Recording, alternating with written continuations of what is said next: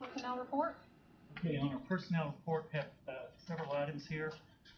First of all, we have on resignations, we have certified Brandon Kincaid, middle high school teacher, classified April Gorsline, Fillmore. Restate that again. I'm sorry. Certified, the first one was. Resignations, certified Brandon Kincaid, middle high school teacher. I'm sorry. I'm dyslexic. Kennard. Classified April Gorsline, Fillmore Food Service, and Jennifer Van Sickle, middle high school food service. ECA, Tiffany Dixon, middle high school academic team coordinator and academic team high school coach. On new hires, we have Thomas Champion, middle high school teacher in music. Classified new hires are Brandy Fielding, middle high school food service. Ava Anderson, Central Food Service. Christy Cox, Fillmore Food Service. Austin Judy, middle high school instructional assistant. On new hires in ECA, Austin Judy, middle high school basketball coach, 9th grade. Thomas Champion, middle high school band director, choir director. And one lay coach, Justin Kurtz, middle high school varsity assistant, boys basketball. Motion to approve. Anthony made a motion to approve. Anthony seconded. All those in favor? Motion carried. Any comments from the audience?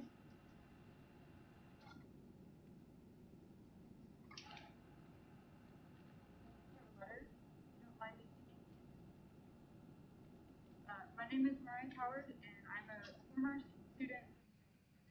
Speak up just a little bit, please. I can't quite hear you. My name is Mariah Howard, and I am a former student from South Putnam. I come today with the awareness that many people in this room hold conflicting opinions and beliefs. I'm also aware that these times have been especially trying for many. Today, I am joined by a group of people that, regardless of our differences in political views, opinions, and convictions, believe the treatment of Brendan Kennard regarding this situation was unjust and incredibly disheartening. I have known Brandon Kennard for some time, and I consider him to be a friend. I've always known him to be an advocate for those who need a voice. He's always willing to take initiative and provide assistance or leadership in whatever situation may present itself. I know I'm not alone when I say that Brandon Kennard was, and still is, a person who will always be selflessly willing to offer advice and reassurance to anyone. It is with great sadness that I'm here today addressing these matters because a person who I know to be kind, caring, and generous has been made out to be violent and dangerous to people. Upon watching the recording of the school board meeting in which this situation was first presented, I was immediately appalled by the accusations being projected onto Kennard by means of fear and slippery slope logic. Intentions have been projected onto him with no real consideration of who this person is and what he really represents. I hardly believe a teacher who has dedicated his life to a career of self-sacrifice and helping others would find it acceptable to commit the violent and hateful acts which he has been so unjustly accused of supporting. One reference to a song has been misconstrued and manipulated into a series of false ideals and attitudes in which violence was read into when no such violence was advocated. This is a problem that goes much farther than one teacher, one school system, or one kind. In a room where the question, does a wrong fix a wrong, was posed, I asked the same. Why would the man who has sacrificed so much and has gone out of his way to better this community, school, and its students only recognize him in a negative light? I'm sure that all Brandon Kennard wanted to do by attending these protests was to show minority students that there are like-minded individuals in the community willing to show their support and recognition. From the actions taken and the way this situation was handled, I wonder what the story will be for future teachers or even students who hold viewpoints that are not supported by the majority. In a time when progression and change is underway, and when students and young people are being taught and encouraged to think freely and independently, what does this situation tell them? I do not believe it acts to encourage growth and forward thinking. There's been a great amount of unnecessary fear resulting from this situation. Fear is obviously not a mindset that should be encouraged, but how can this change be made when change itself is discouraged? Brandon is a man who encourages and promotes kindness, and in no way does he deserve to be treated the way he was. He did not deserve to lose his job. Unethical, unprofessional, and one-sided attack. All I can do is believe there will be positive outcomes in this situation. I hope individuals will soften their hearts for a moment and pause to consider one another without bias of hate and insecurity. Thank you. I would also like to read my letter. I'm Summer Burris. I'm also a former student of South Putnam. During this trying time, we all have one thing in common, and that one thing is that we're all hurting in some way, shape, or form, whether it be from losing and or not seeing family members due to the COVID-19, constant negativity that is portrayed in the media, or the nasty polarization in the country that has stemmed from ongoing social and political differences.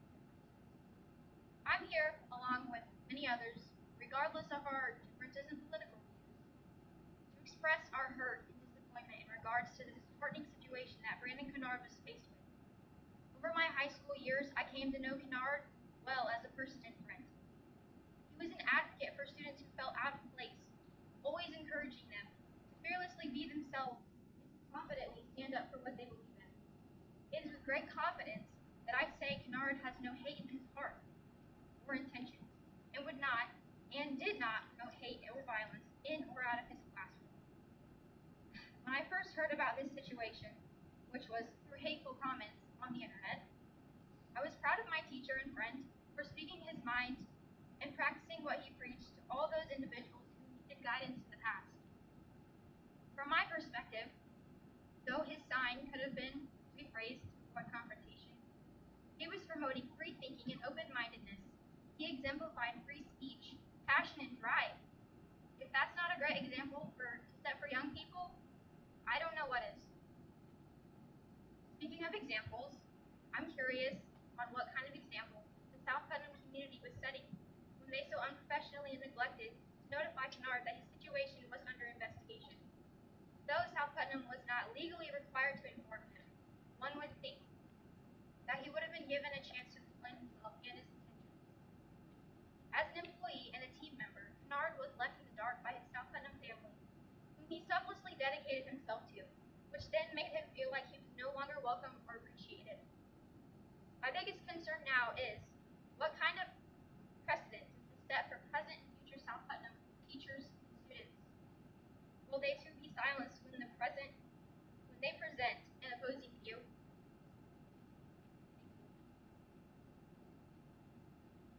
I also would like to speak.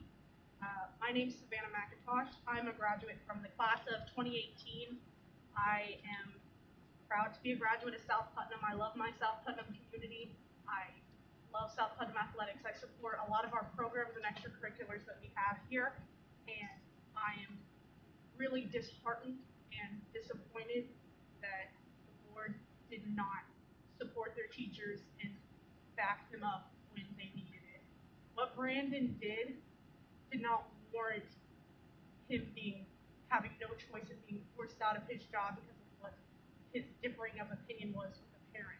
What message does this send to other teachers in this school who have similar viewpoints? They're now afraid to speak out and say things because this is what happens because one parent was allowed to come here and speak for 10 minutes uninterrupted without hearing Brandon's side of the story. And now he has no choice but to resign.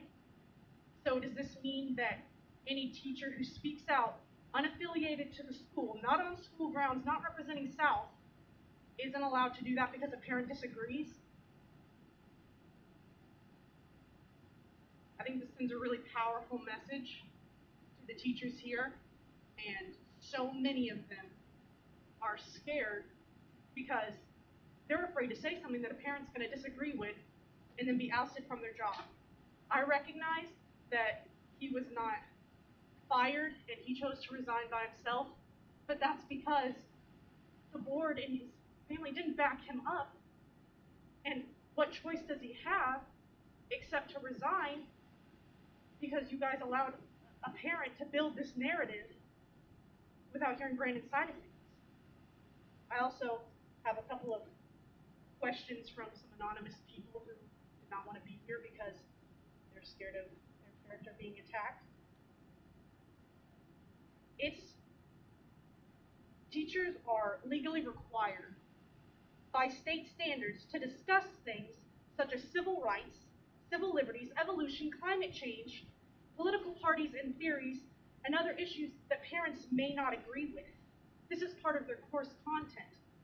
So, does this mean that when they discuss these situations and a parent disagrees with something that their student was taught, that they're going to be accused of liberal indoctrination just by doing their job?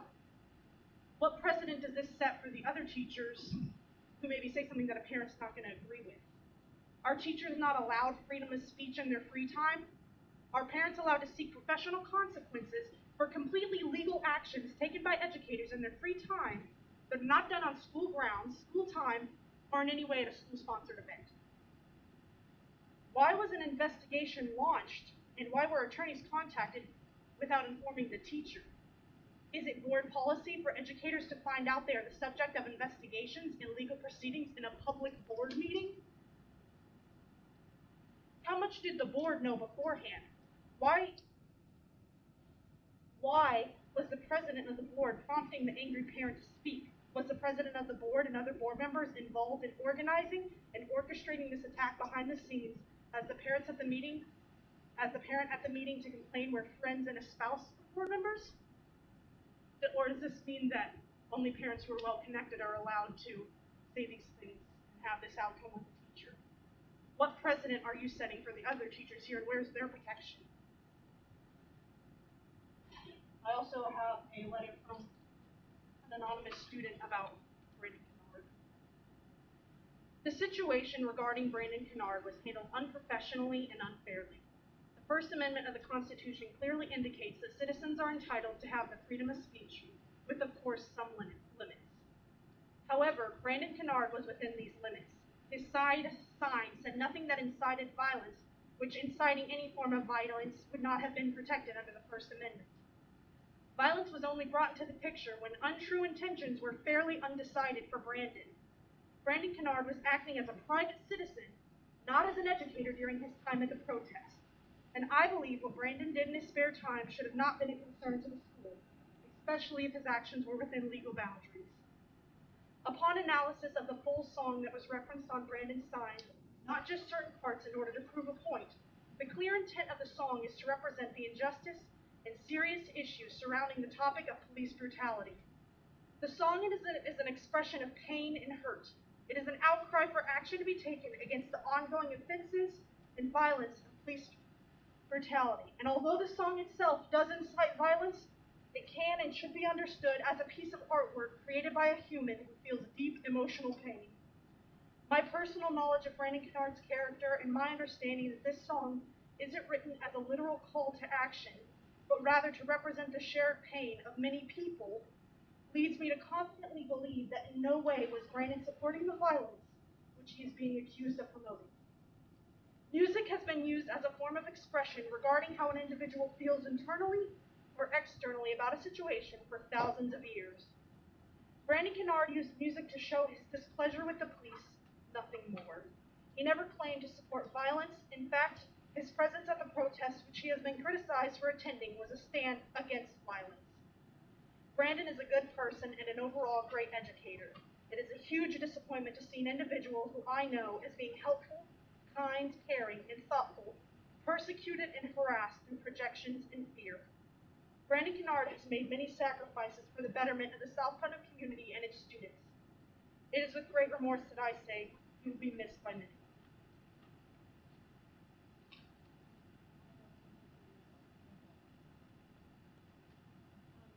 My name is Dale Dye Thomas, and I am a rising high school junior.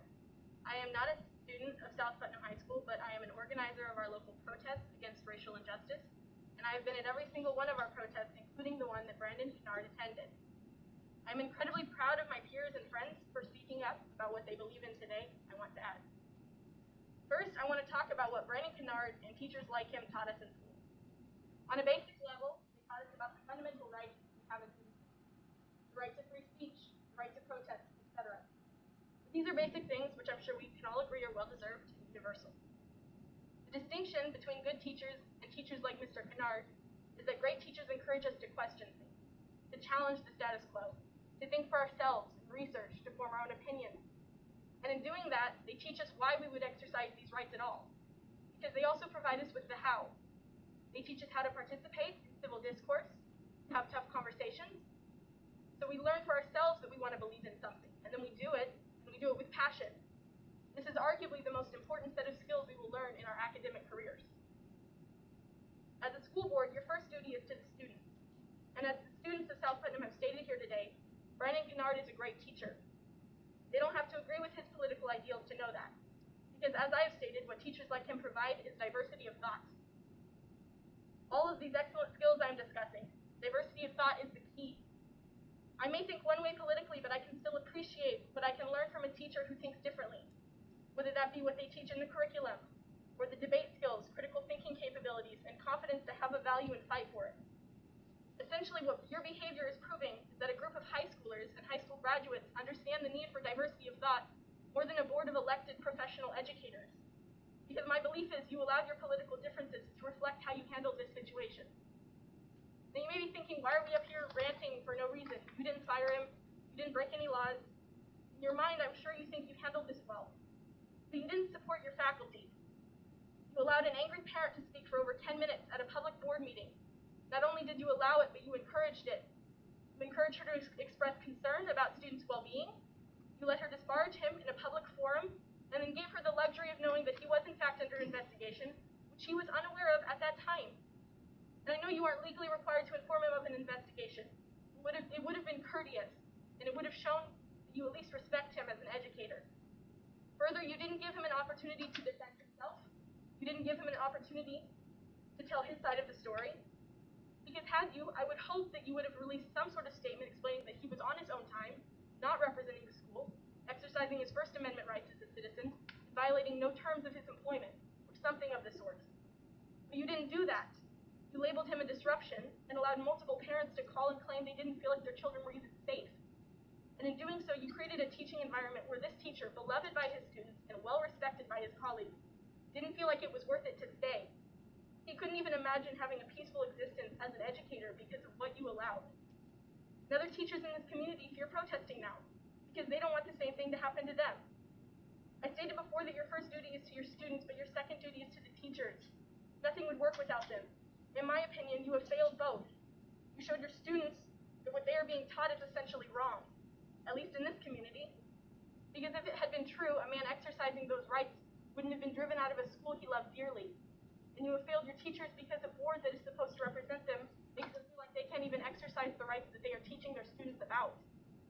They teach their students that we wouldn't have come this far without protest. It's been fundamental to our country, but they are put in a position where they don't feel like they can comfortably do that themselves. This could have been a learning opportunity for a young, capable teacher. It is okay to be under scrutiny from parents. That is pretty unavoidable. But it should not have gone this far, and now you don't have a teacher for your only stable foreign language program. I know many here today are calling for Brandon Kennard to be reinstated. If he wants to work here, I believe you should reinstate him. What I specifically want to talk about is the bigger picture. You are here to represent the students, faculty, and staff. You can't just treat anyone poorly because you disagree with them politically. The school belongs to all of them, too. It isn't meant to be shaped into a place where everybody agrees with everybody, and it certainly isn't meant to be a place where everyone has to agree politically with the school board. That isn't what school is supposed to be. How would we learn anything that way? So I want you to think about who you are representing. I want you to listen to the students who came here today because Brandon Kennard did not fail them. He taught them skills to think for themselves and then supported them when they did. He saw them. And fundamentally, that is what he was punished for.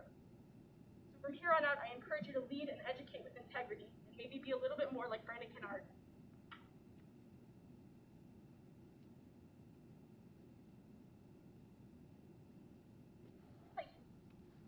I'd like to say something just as a community member. My name is Tasha Everson. I live in Greencastle. I grew up there as a minority, a very small minority in our county. I think I would just like to say that I don't know this teacher at all. I do appreciate the students. I think that they've done a great job in expressing things that needed to be said and their values and opinions because it directly affects them. So they've done a much better job than I could. And like I said, I don't know the teacher. My sister was a graduate of South. I was not. But I would say that because we are, this county is majority white, white people, that as such, you want to make sure that all students feel safe and that all students feel heard, even if it's a small minority of students that are students of color. Everyone should feel safe and heard and feel like they have representation. So I would just encourage you that I try to be as idealistic as possible, and I want to believe the best in every single person that I meet. I hate the mask, not because it's something that drives me crazy, even though it does, because I want to care for fellow community members. But I hate it because you can't see the expressions on my face. So right now I'm smiling because I really do want to believe the best in every single person. I know that's not always accurate or true, but to use this as an opportunity to just say, okay, if this is what had to happen in this situation, what can we do to make sure that we are being honest to our students and to our community, to say that we do support minority students, we do support that representation and the true things that they're feeling right now, in a very strong way. So again, just as a community member, I don't have children and I didn't go here, and I don't know the teacher, but I do feel very strongly about this community and our county, and making sure that every student feels safe and that our teachers feel safe, that they can voice their opinions and express their values without consequence in similar situations.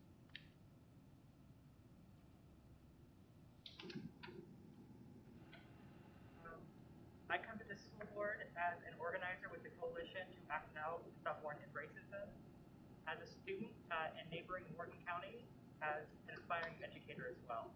I'm here because I'm concerned about the precedent that the school board's decision not to support Mr. Kennard will set for this school district, not only this school district, but for districts across the state.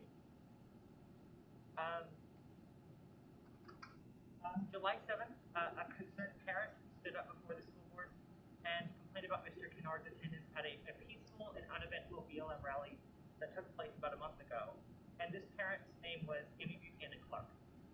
Mrs. Clark has a public Facebook page, and as an investigative journalist as well, I found this Facebook page, and I was able to see that within days of coming before the school board and submitting that public comment, she had actually shared a video by an alt-right podcaster who fearmongered about how Black Lives Matter is infiltrating schools. And this video also encouraged parents to take action in their local school districts to counter a Black Lives Matter narrative.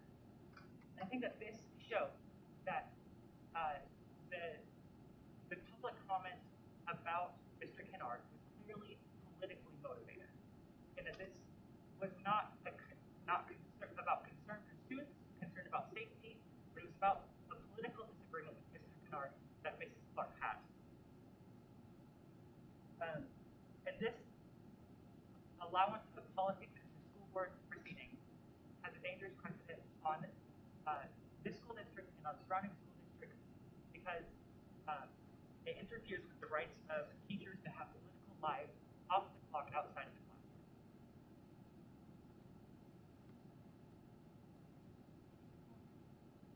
Hi, I'm Rebecca Alexander. I'm a resident of Greencastle, and also a parent.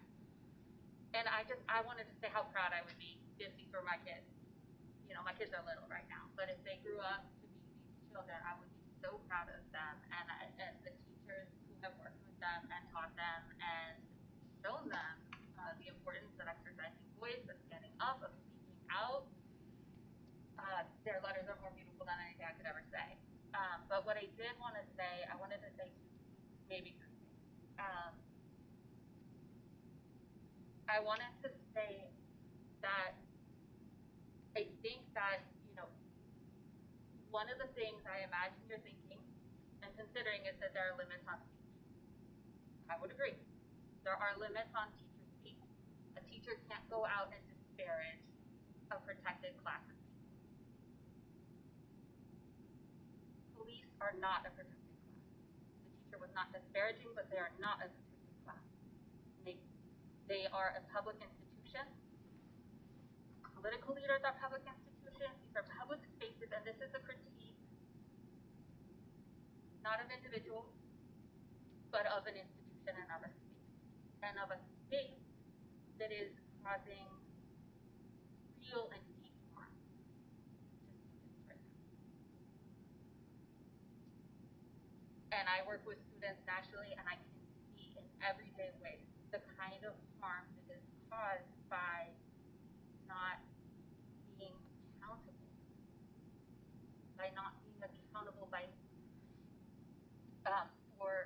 for the particular kind of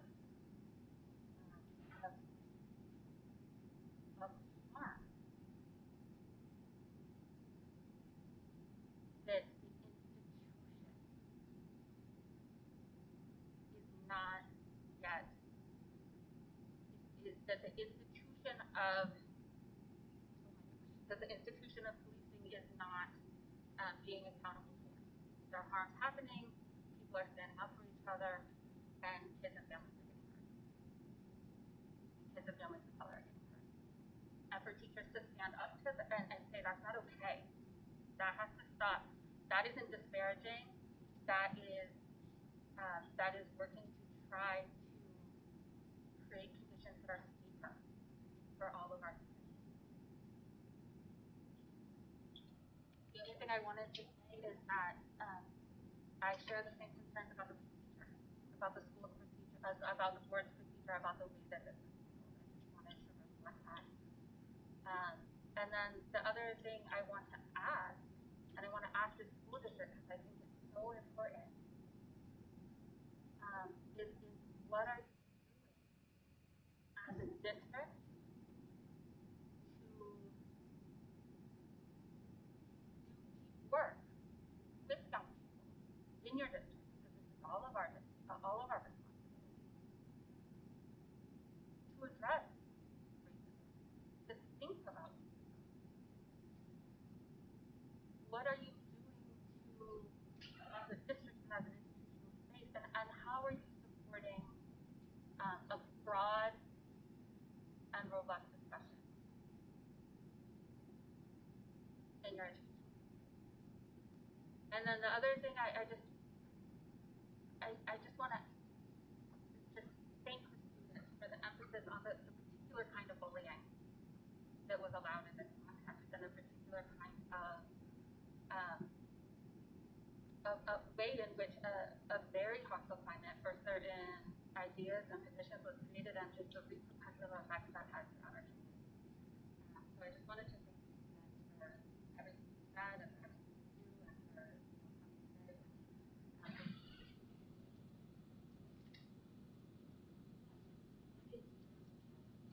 I'm right. Yes. I am proud of you. Proud of you. Excuse me for being emotional, but as a mother, I've taught her since she's been very little to respect, show love, and show kindness, and be generous in everything that she says and that she does. And I think she does that well. But I've also taught her to stand up for what is right and to be a defender of someone who may be pushed down and not heard, and to be respected. And you're doing that. I'm proud of you. Because what I see as her mother and as a parent, she transitioned from being a homeschool child into public school her freshman year. Mr. Kennard was one of her favorite teachers. She's been with Kennard since freshman year until she graduated. And every year, Mr. Kennard would be the person that she would speak most highly of.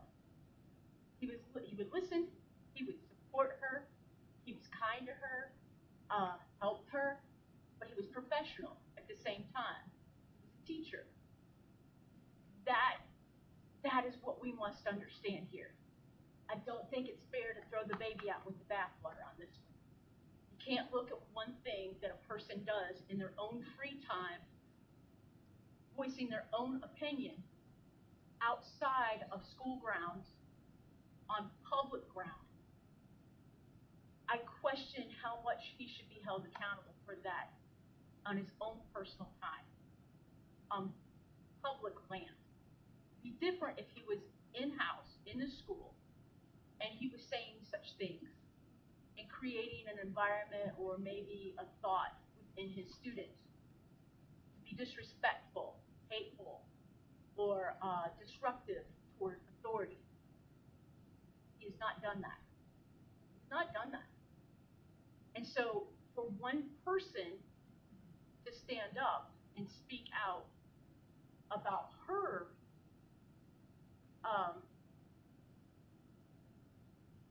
her frustration, maybe her fear, be another one, and then to have this individual being investigated and questioned whether he's a good teacher, whether he's worthy.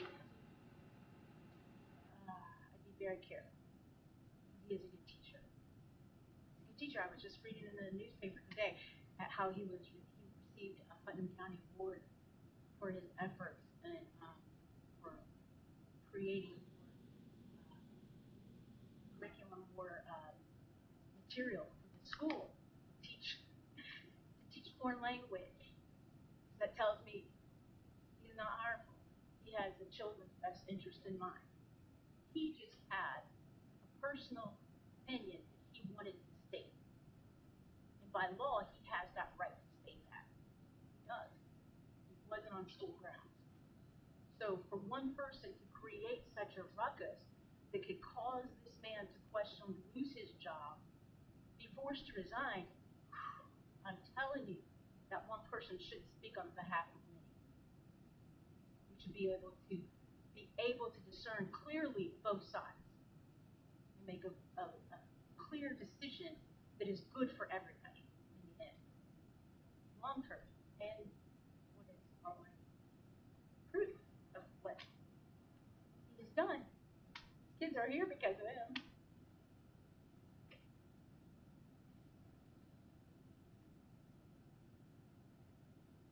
I'll speak. My name is Mitchell Crum. I am a student here. I have a family member, my stepdad, who is a police officer. I will not speak for him. I will not speak of his name. He goes out every single day of the week, protects every human he possibly can, does everything in his will to protect. And I know that my stepfather, who I would still say is my father without the step in front of it, he is a father figure in my life, will show up in anything that happens in the school immediately to protect any student here. I believe what Amy Clark said was right. She has every right to speak. You guys say Mr. Kennard has every right to speak. I will not attack him. But Amy Clark also had her freedom of speech to say what she wanted to say. She did not attack Mr. Kennard at any point. She did not say anything meaning harmful. But my thought is if a student does anything in the same manner, derogatory of any sort, they are possibly suspended immediately. And it should be the same as a teacher who does something derogatory towards the school. I get that he is not, in a sense, the school, but as an athlete, you play for the school that is on your jersey, and in a sense, a teacher who all students know is representing the school at all times.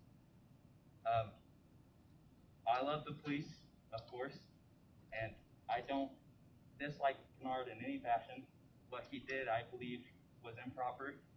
And I think it forces, in a sense, a political belief towards students who, like him, students who don't like him. And if in school we are not allowed to talk about Jesus because it is pushing the belief that many people may or may not believe in, then I believe that we should not be able to push our political beliefs in school as well.